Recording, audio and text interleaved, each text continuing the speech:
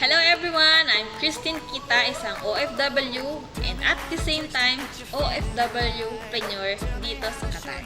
But before pa ako napunta dito, I'm a graduate of Hotel and Restaurant Management. So isa po sa mga nag-akala na once bachelor's degree holder ka na, may diploma ka, mas mabilis mong maabot yung mga pangarap mo. But then, for almost 4 years po nang nagtrabaho ko sa Pilipinas, hindi po enough yung sinasahod ko. Kaya naglakas ng loob, year 2018 na mag-abroad. So 6 years na po ako nandito sa Qatar. And way back 2021, isa po ako sa mga napresentahan ng business opportunity.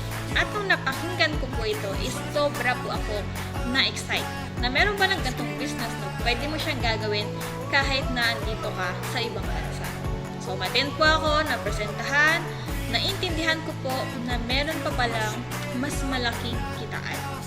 So, nung napakinggan ko po yon, na-amaze po ako. So, ginan ko ng paraan and now po, ginagawa ko po yung business for part-time. After po ng work ko, is nagagawa ko yung negosyo. Sabi nga nila, do not settle for less. And huwag kang mag-stay sa single source of income. Kasi napakarami nating ginagastusan. Tama po ba? So, sooner or later po, isa po ako sa makakapag for good. Dahil iba pa rin po talaga yung kasama natin, yung mga mahal natin sa buhay sa Pilipinas. And kung isa ka po na kagaya ko, OFW ka ba, na naghanap ka ng business, pwede mo rin po itong sisimulan.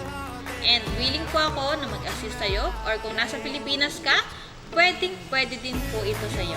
Kasi kahit nasa ang bansa ka pa, pwede mong gawin itong negosyo na po. So kung interested ka sa extra income na isa kang matagal nang naghahanap ng business, huwag ka pong mag-atubili, mag-message ka po, mag-PM, mag-comment ka po sa video na ito. So see you in my inbox!